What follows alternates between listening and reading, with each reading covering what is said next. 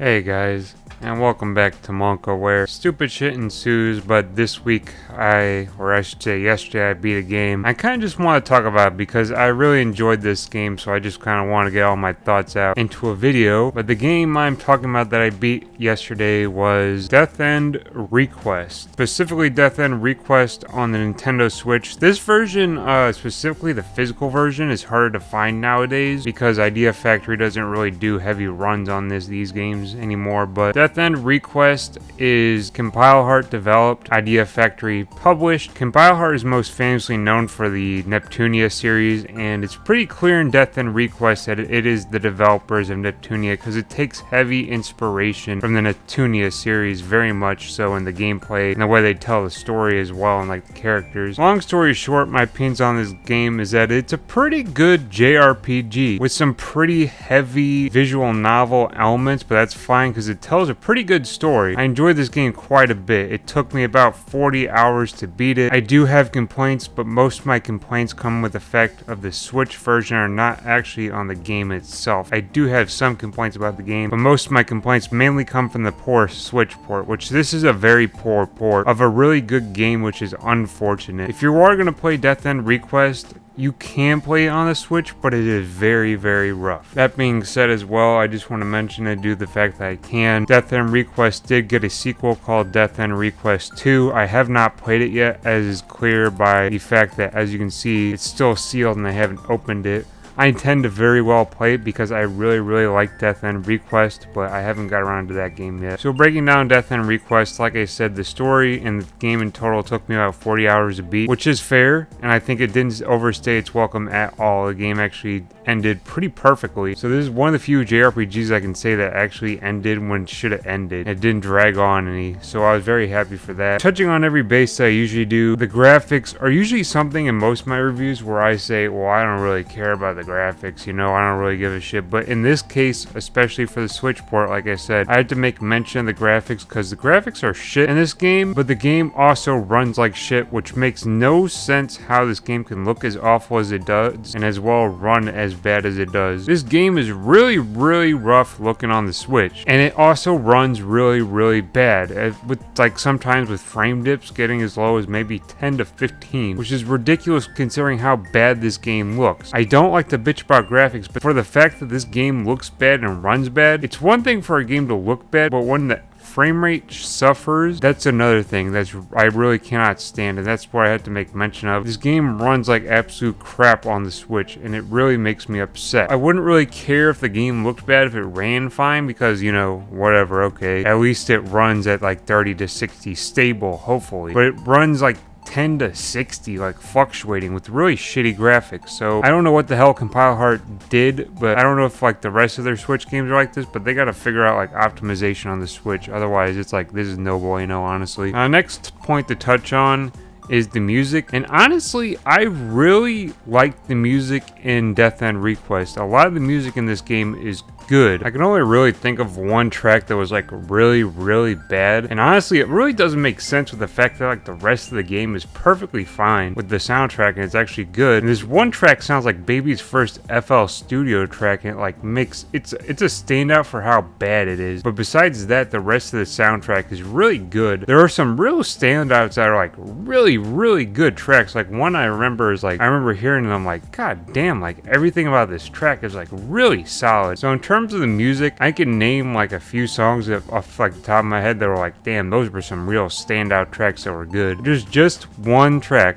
that's a real standout for how bad it is, to be honest. But besides that, music is good. I really like the music in this game. It does good for the thematics and everything, and the settings for everything. It just works with the overall feel for the game. And it really just, at some points, it's really just a treat to listen to. Not hits all the way through, but there are definitely some good songs in here, and the majority of the soundtrack is really good. Now, in terms of the gameplay of Death End Request is kind of interesting because it's kind of like, it's a split between a visual visual novel and a JRPG turn-based dungeon crawling type game. You really don't have an overworld. You kind of just play dungeon to dungeon, which is kind of an interesting choice for a game, but it works out pretty well, to be honest. The visual novel and JRPG gameplay split, I don't know the exact number. If I had to guess, it might be like a 60-40 split. It's really close. It's a visual novel heavy game. If I had to guess, it might favor a bit more towards visual novel than it does gameplay. I'm not sure about that. That 40-60 split could either be 40-60 JRPG visual novel or 40-60 visual novel JRPG. I'm honest to God not sure. It's pretty close, but it is very visual novel heavy. So if you're not really a big fan of like visual novels, this game won't really strike your fancy because it is heavy on the story, which it is a good story, but we'll get to that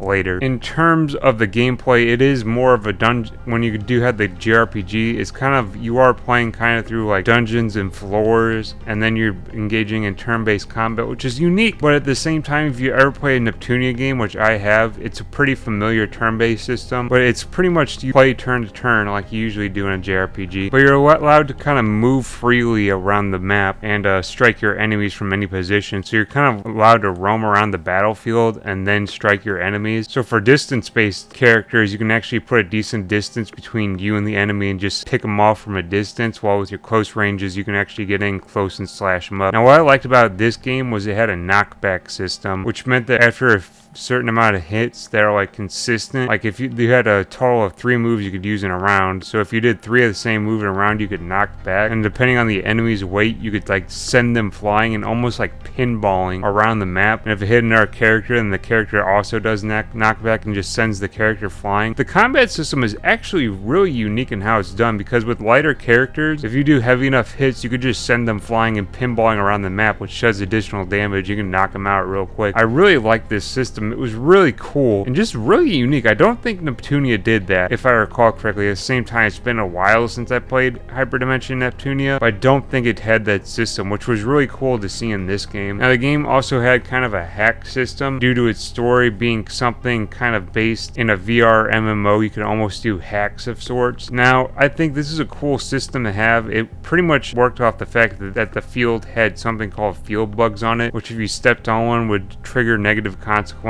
like health degradation, but the lower you got the field bugs, and you could also knock them down by like using moves and like knocking characters on them to get the field bugs down. But once it gets below 50%, you can use moves that can like boost the team's abilities, or you can use stuff like, it attempted to introduce an interesting idea that was executed not very well, that you could switch genres almost, like if you could switch to like a fighting game, or you could switch it to like a shooting game. It was a cool idea, except it wasn't executed as well as it could have been, unfortunately. It didn't really end up using the system very often, because the most beneficial hack is being able to summon previous bosses, which is really a useful hack in the game, because pretty much every enemy on the field will exclusively focus on the boss until it's dead, which pretty much was the hack I used throughout the entire game because it became the most useful one. That being said, it is an interesting system. I think if it's executed better in Death and Request 2, it could be seen better, especially for the hacks for the genres, because it was a cool at first, but once you beat your first boss and were able to summon them, that was pretty much the only move I was using consistently throughout the entire game. For the combat, the game also kind of has a limit break as well, which if you've played like Hyperdimension Neptunia or like Blue Reflection, or really a lot of JRPGs where you kind of hit your limit and you become a lot more powerful for a limited amount of time, this game also has that. Unfortunately, it does it so weirdly where it has like a corruption system where the more field bugs or damage you take, the more corrupted you become, until you pretty much just limit break and then become really powerful. Except this limit break, you really won't be using it that often, because it just doesn't happen enough to where you're taking enough corruption to where you hit the limit break. I maybe limit broke maybe like a handful of times, like under 10 at least, within the entire 40 hours I played the game. It's just not something you do a lot because it's just not easy to summon. That being said, the combat is very fun, and the dungeon crawling is pretty interesting in how it's done, because you really do not have an overworld, kind of like you did in Neptunia. You go dungeon to dungeon, like you actually just crawl dungeon to dungeon. You're in one setting of a dungeon, and then you move to the next one by entering the next area. There's no overworld or anything. It's kind of feels disjointed at points because really you cross through like a next area and then you're in a completely different zone, which just feels kind of disjointed and weird. That being said, I weirdly liked it because apparently I just didn't want an overworld according to what this game showed me, because that transition just worked really well and it flowed really well with the visual novel aspects and just made it so you were going place to place with no bullshit in between besides the visual novel aspects. I felt like this game weirdly did not having an overworld very well. That's kind of something that I found odd, but it does it really well, so I can't really complain. But overall, the gameplay in this game is very solid. I enjoyed it enough to get through it. It kind of does start to get a little bit boring at points, but it works out just fine, to be honest. Now, in terms of the story, this is kind of like the bread and butter of this game, honestly, and what you're most likely going to be like playing through it for and sticking with it for, because the story is pretty good, and since it's visual novel heavy, it is a very heavy story. The story of Death End Request is very dark. Like, I talked about Crystar maybe a month or two ago, and I said that game was pretty dark, but this game is even darker than that game. Like, it is dark, gory, and like violent. Like, it is heavy, but I really like that because it's really not an atypical story. Now, it leaves a lot to the imagination due to a visual novel. It doesn't show a lot. For a very violent and gory visual novel, it doesn't show a lot of the violence and gore, which is kind of weird. I'm not exactly complaining, I guess. I don't know if I really want to see that, but it describes it a lot more than it shows it, which is very interesting. I don't know if it does the same in Death End Request 2, but that kind of describing the story rather than like showing the gore and everything is kind of weird. That being said, kind of playing through this game made me wish it got an anime adaptation, because I feel like it could have shown a lot of that in like an anime adaptation. It'd be really cool to see if it ever got one. I don't think it's popular enough to justify getting one probably, but I'd really like to see one. Now, the story is very kind of familiar to anyone who's ever watched Sword Art Online. This is very going to be, some of the aspects of this story are going to be familiar. The story involves around a VR MMO and a character named Sheena, which is kind of the main character, being trapped in this VR MMO, and if she dies in the game, she dies in real life. That's kind of the long and the short of the story. In order to essentially escape, she has to get to the end and trigger the ending in order to wake up. This is all very familiar to something like Sword Art Online. It does do a lot differently though, because that's pretty much the short and the long of what's actually familiar. Sheena is against her will in the VR MMO world Odyssey. She actually doesn't know how she got trapped in it, and she lost all of her memories before, kind of an amnesia, so she actually doesn't know how she's trapped in the world and how to get out, or where her actual body even is. And this ends up with a lot of weird occultism blended into this. Is almost like Paranormal the game. Like, if you took 4chan's X-Ford and like all the rumors and everything and like conspiracy theories, this game is really heavily into the occult, which is very strange, but I actually kind of like that angle because it's very unique. It's not something that's really done in JRPGs that much, like this almost like a cult take, and like looking into the occult and like UFOs and shit. Like, it's an interesting take, kind of fits the edgy setting of the game, but it's really interesting, and I like that story aspect. That being said, well, it's not really like Sword Art due to the fact that Sheena has a connection on the outside called Arata, who can freely log into World Odyssey as he pleases, and really this game takes place in the VR MMO and then also in between actual reality and doing investigation in the real world. I like this, and it's actually a really interesting story, and the story is really strong up until the end, and the ending is kind of where the story goes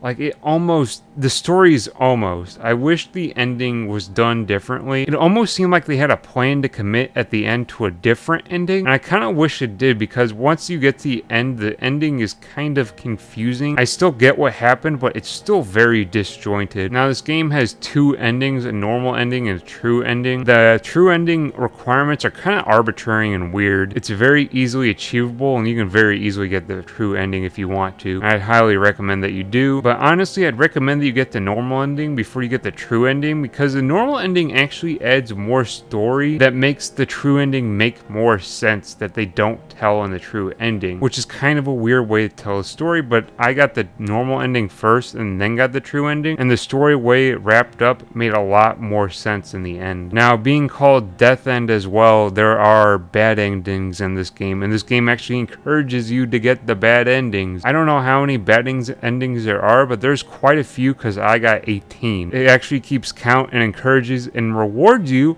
for getting bad endings throughout the entire game. And like I said, I got a total of 18, and I imagine there's more than that, but I like the bad endings. I like to get them because I was trying to go out of my way to get them. It doesn't penalize you for getting them. You can save right before a bad end and then just watch it through and just rewind like maybe a few minutes and then pick the right choice. I like that, and it's actually kind of a cool way to do it and encourage bad endings because it really doesn't penalize you for getting them. I think that bad ending system is actually kind of cool. Honestly, it's pretty unique, and I'm looking forward to Death End Request 2 for kind of the same reason that bad ending system is actually kind of cool, and seeing these kind of weird and grotesque like bad endings is kind of fascinating in a way. It's done really well, honestly, just having like you're supposed to get the bad endings or the game expects you to get the bad endings. It's kind of cool, I won't lie, and I kind of like that aspect of the game. Now, talking about the story is really strong and I really like it. Up until the end it gets kind of confusing, and then they start mixing the occultism a bit too heavy with other elements, and it just gets kind of lost in the sauce at the end. It feels like it does too much, and it had a certain like plot line which I think the game should have ended on. Like the game introduces a certain angle of what the plan was to end the game, like how the characters devise a plan. I really wish they went through with the plan because it'd have been a lot more interesting than them mixing magic